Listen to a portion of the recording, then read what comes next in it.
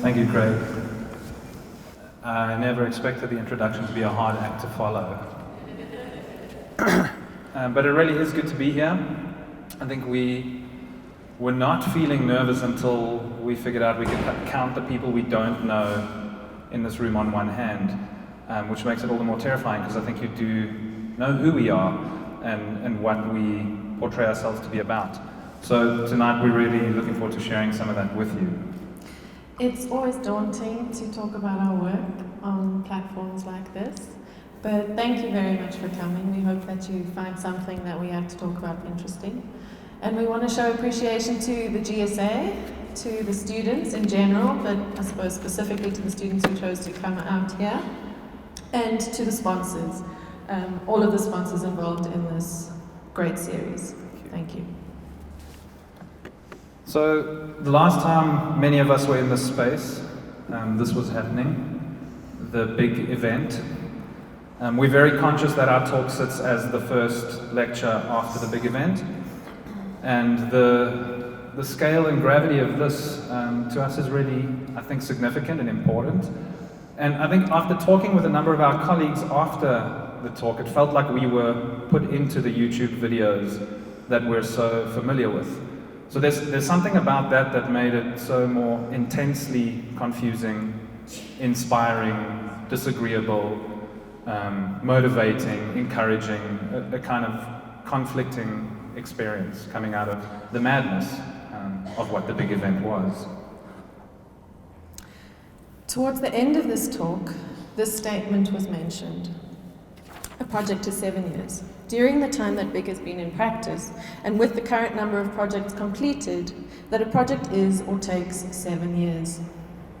In attending the BIG event, we realized that 7 years of Boom have gone by. What does it then mean if we look at the past 7 years of what we've been doing and consider it a project?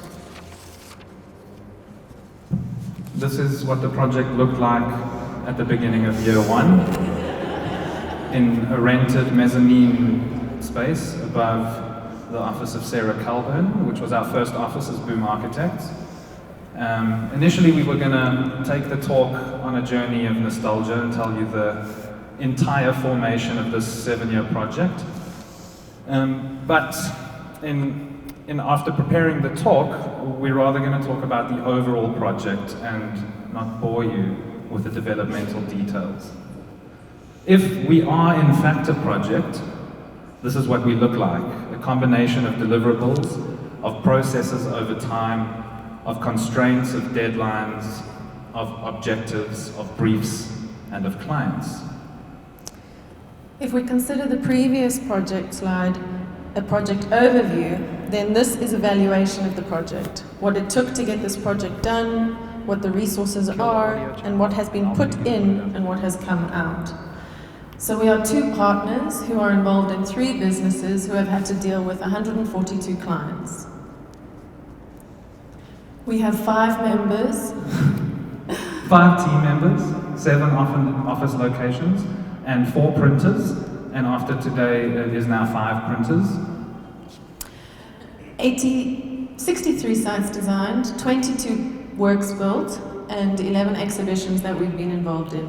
13 student dissertations, 11 international projects, and 413 students that we've sat across the table with.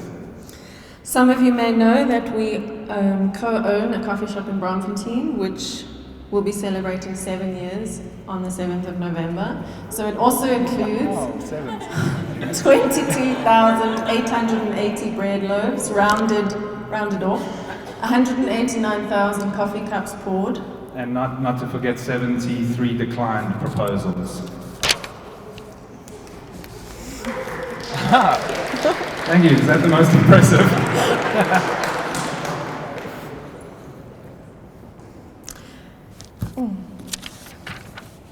So this is actually where our talk starts. The rest before this was a bit of a context to what we want to share with you tonight. Within the larger 7-year project, we will be talking about 3 pieces of this larger whole. Each piece varies in scale and endeavor, and what it took to get them done.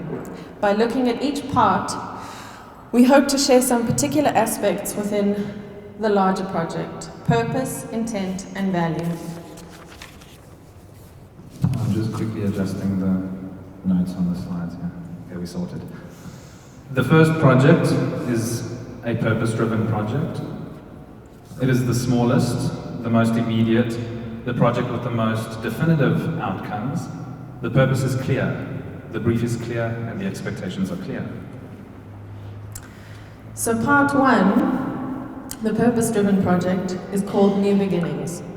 New Beginnings is the design of a childcare facility next to a historical jail in Boksburg. The origin story begins in Vosloorus with the conversion of an existing RDP house into an after-school facility.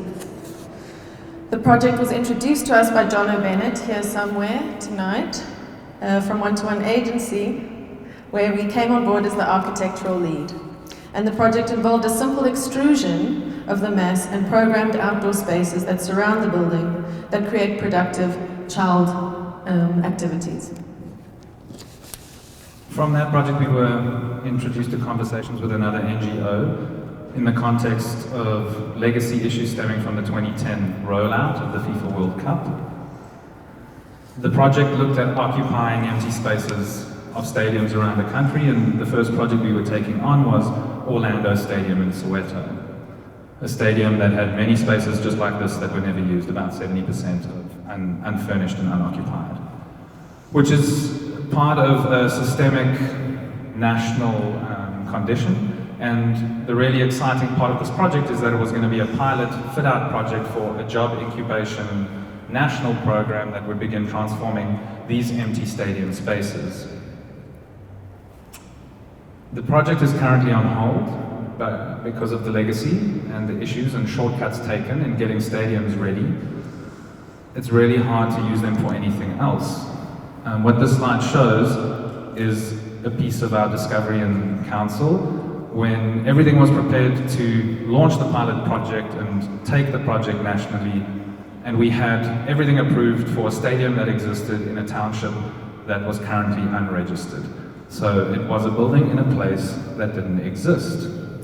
Even though the stadiums never went ahead, we continued to work with the same client. So this is the site for New Beginnings. On the right of the slide, you will see a historical jail. Within it is based the faith-based care facility that promotes job employment. And to the right of the slide, to the left of the slide is the makeshift childcare facility that grew over time in what was previously a public open space. Their lease with the local authorities is tenuous at best. So from the get-go, one of the driving forces was the demountable architecture.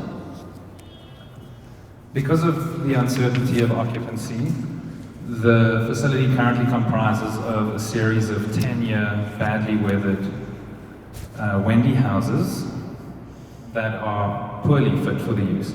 So there are two realities on the site. The one is a really good system with an intent to care for children and develop, and a really poor physical environment to house the sophisticated process.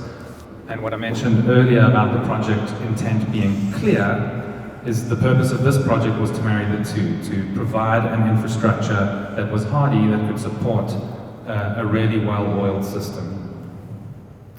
So as we mentioned earlier, the need for quick, demountable and movable architecture, sorry, I've skipped that. Understanding existing logics is an important part of our process when we engage any piece of work or any new site. Although we are critical of existing conditions, often where we find ourselves have been sustained for a very long time, and the good working parts often form what we're proposing as a new reality. The big idea for this project is to turn the facility into a small town for little people. What this means is that the morphology of the scheme promotes good urban space at a very small scale in order to instill societal values at this young age.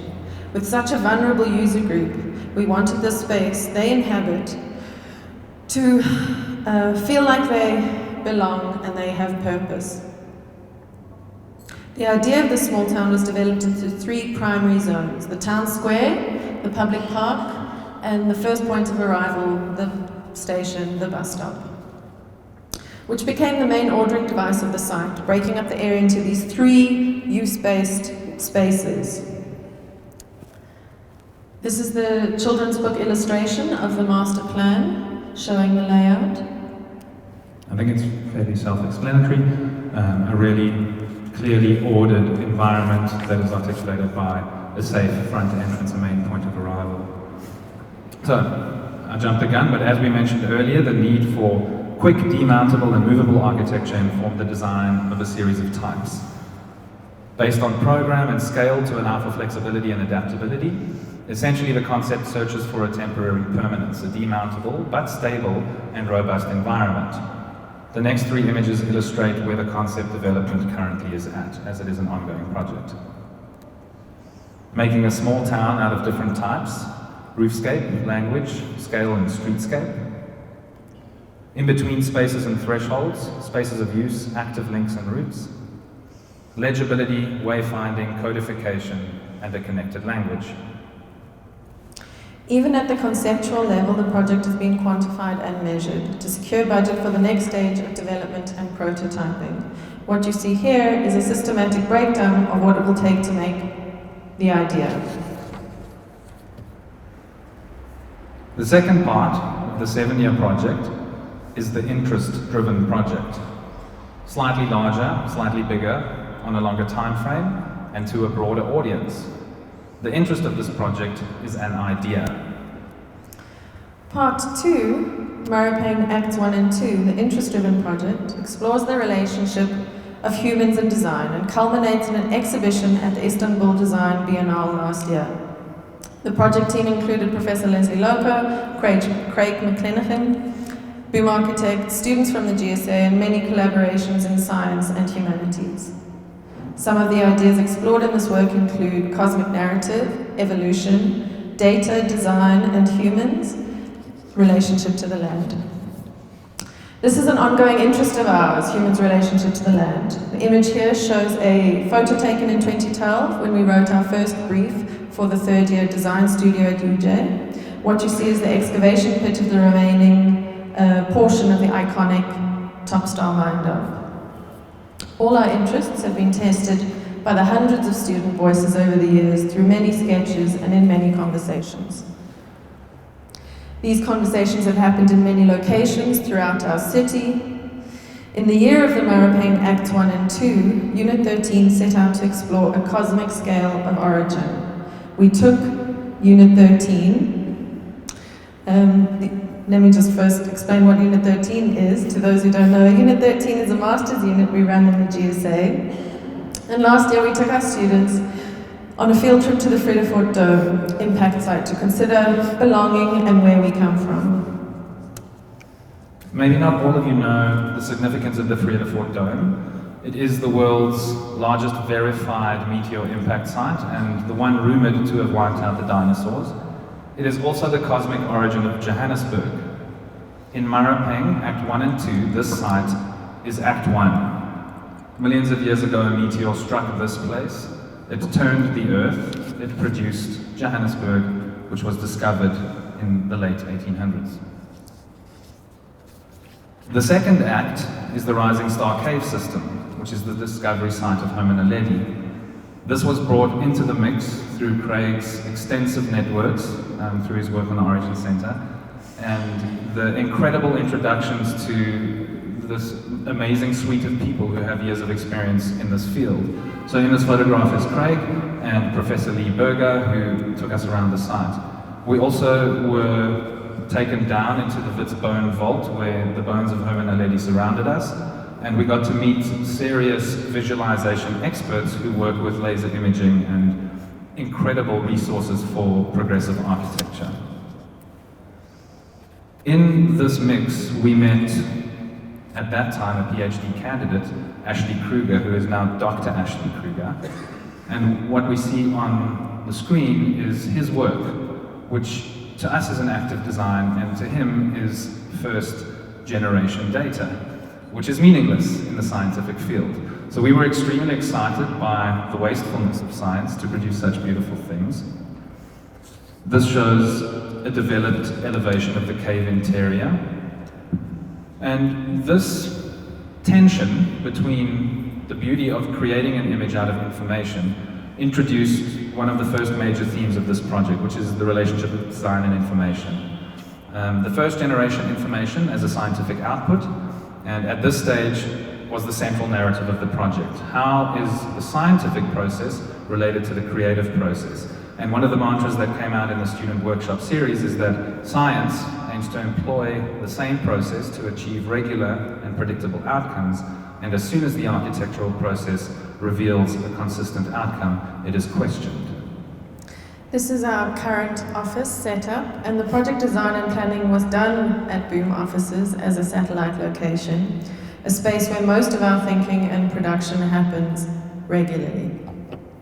The first step of designing the exhibition was to sift through all the data, site data, material experiments, thematic drawings from students, and countless conversations. The first version of the exhibition showed at the GSA's Rite of Passage Gallery, where the kinds of work Claudia was describing were tested at full scale. So in a sense, this exhibition was a concept presentation to the design team, where we were able to test our work at scale and make critical decisions about the impact of the work, the clarity of the narrative, and how we take it forward. We'll talk particularly about the narrative later on, but really what's going on this wall is a collection of built experiments where ideas were manifested through making, first generation data that was frozen and portraying space and volume, a series of student drawings that look at the origin of Johannesburg, and fragments of the discovery of Homo naledi.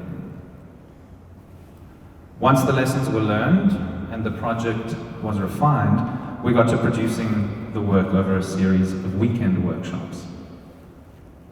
Again, full-scale tests and continual refinement through the process of making informed the outcome directly. So what you see here is an experiment of creating an object that is both a cave and a meteor. Once the work was produced, we packed Carol up, we put her into a box, and we sent her to Istanbul. Now to get back to narrative.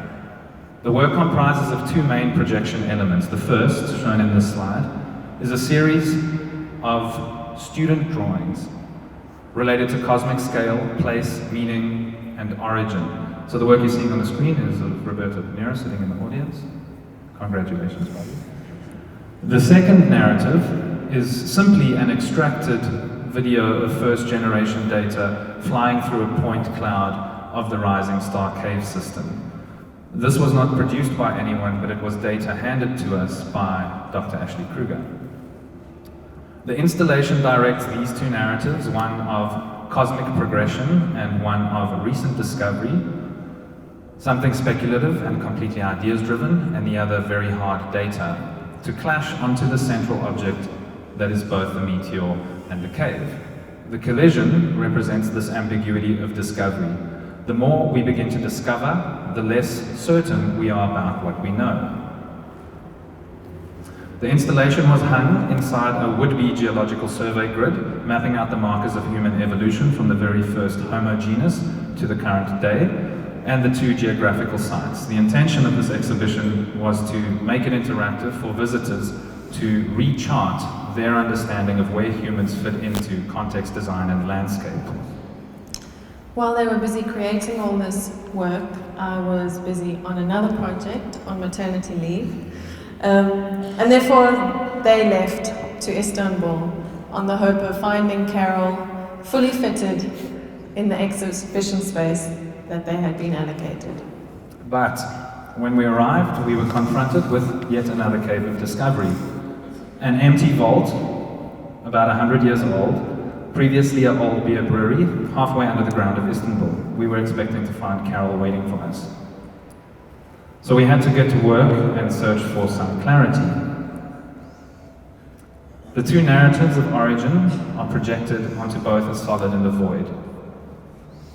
Do you see a solid or a void? Is it a cave or is it a meteor?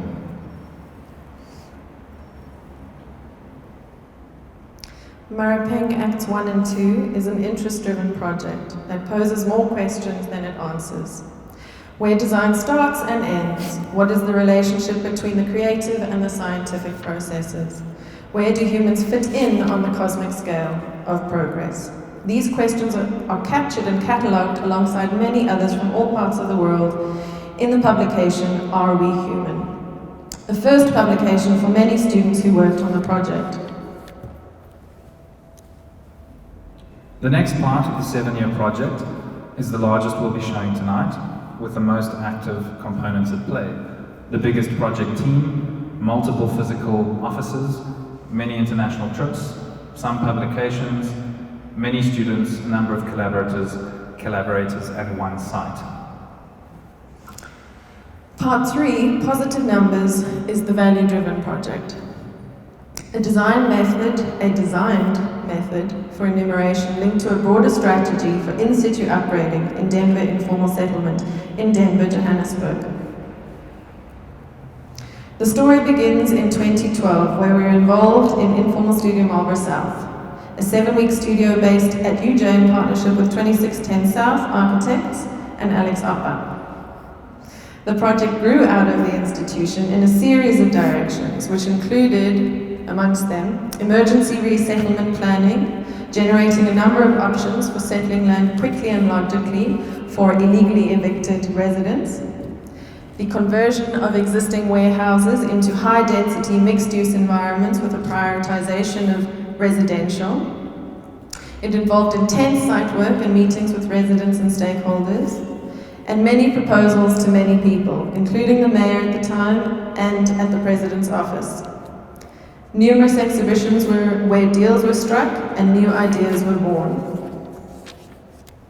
At the culmination of Informal Studios, something called AT was born. A Formal Terrain is a research collective that has been driving the Positive Numbers project over the last number of years. AT started work in Denver in the year of 2014 and is currently an ongoing research project investigating the potential for in-situ informal settlement upgrading. Perhaps we should briefly explain in-situ informal upgrading for those who do not know. It is the upgrading of informal settlements as opposed to the eradication. A few years ago, the government realized that you can no longer eradicate these kinds of settlements because it's impossible, and that you have to have a multi-pronged attack in order to uplift environments for all. So this work was also informed by our work with the National Upgrading Support Program as lead physical environment consultants in the development of a training manual and a program for municipalities in order to educate them on what informal settlement upgrading is and what it entails.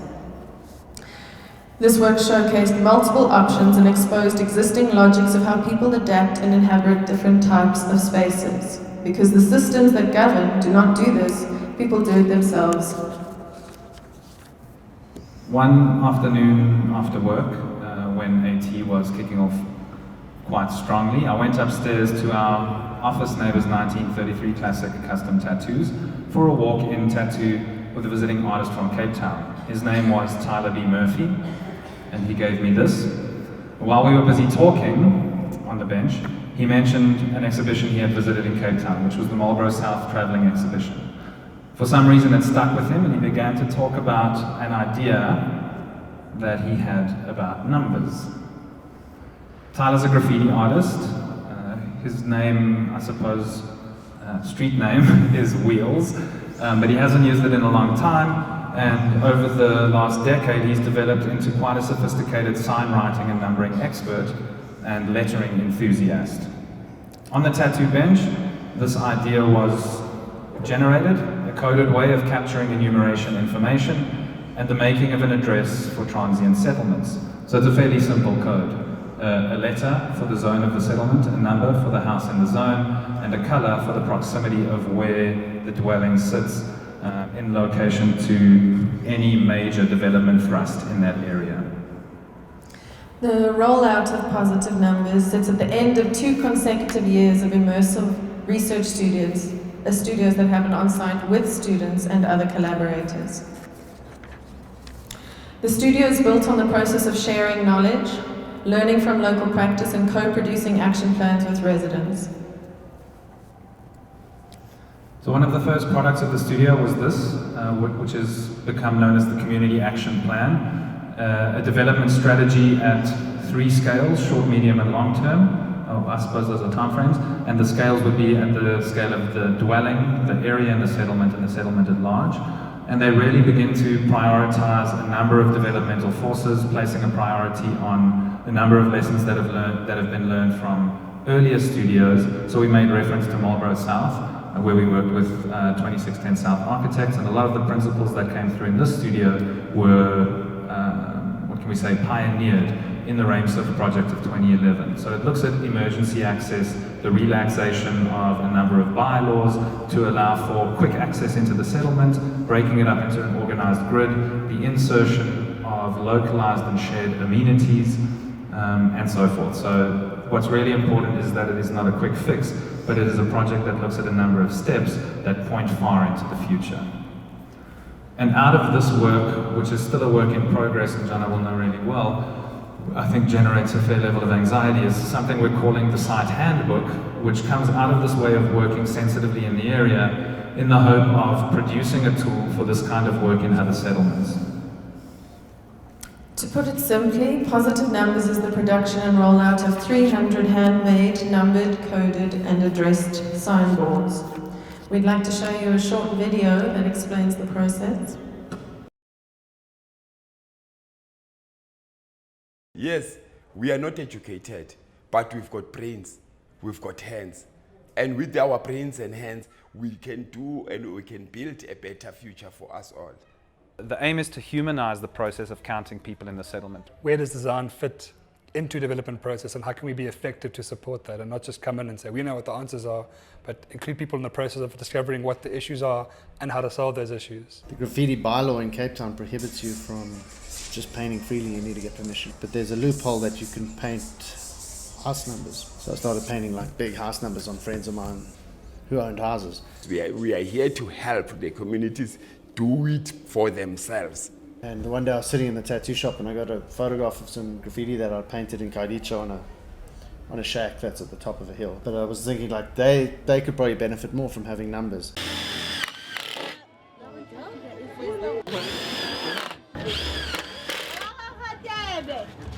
Today I'm living a better life out of this initiative. And I don't want to live a better life alone. The people from informal settlement, they don't save. They don't have bank accounts because they say they would need proof of resident. So the numbers will count the people. It then begins to validate the existence of these people in transient places like this. Trying to understand this role of architects and architecture in the redevelopment of South Africa. It cannot be denied that they are here in Johannesburg and they have a place. To even challenge the government that if we can do it by ourselves, what is stopping you to do it for us? So Dumisani is one of the most charismatic site volunteers we've ever had to bring onto the team, and we're super lucky to have him. What should be mentioned is this project was supported by a funding grant called the Higher Education Support Program from Open Societies Foundation, and there is a longer documentary of this on YouTube. If you search A Formal Terrain Positive Numbers, you'll find it and get a lot more information. This was really the draft trailer, so a lot of the narrative and quality hasn't been developed yet, but we thought it's worth showing in a short context. So this is the site office where you saw Tyler painting the numbers in. He spent days there, as did us all. During the production and implementation of Positive Numbers, we repeatedly walked past this very sad playground where someone had cut up I think there were 3 steel jungle gyms and had been stopped, so they were left as very dangerous skeletons. And we collectively agreed to physically extend the values of the studio. So, more than a playground upgrade, the language of wayfinding in the settlement brought to the level of the child. Really, it's nothing more than the creative use of donated and repurposed items, but in the vein of value. We actually got to revive the sad jungle gym into a really exciting Mad Max mobile. Work is ongoing and we remain committed to developing this project over the next number of years. We're in a 5-year memorandum of understanding which culminates in 2019, and hopefully the forward trajectory of the project yields support from government, city levels. So all of this is due to the extremely generous and committed project team. So this is only the positive numbers team that you see there, but there is a greater body of volunteers and collaborators that fluctuate in size and intensity as the project grows. To recap what we have spoken about, 3 parts of the 7-year project at various scales that focus on individually purpose, intent and value. They all sit within this landscape of many like them, where they share these 3 qualities and others. And they are part of something more than a project. To go back to the 7 years of project, and in the production of this talk, we have realized that we cannot be a project. We do not see ourselves as a project because everything we do is in a state of perpetual completion. We do not begin and end, we simply tend to carry on. And if we have carried on this far, we cannot wait to see where this cycle takes us. Thank you very much. Thank you very much.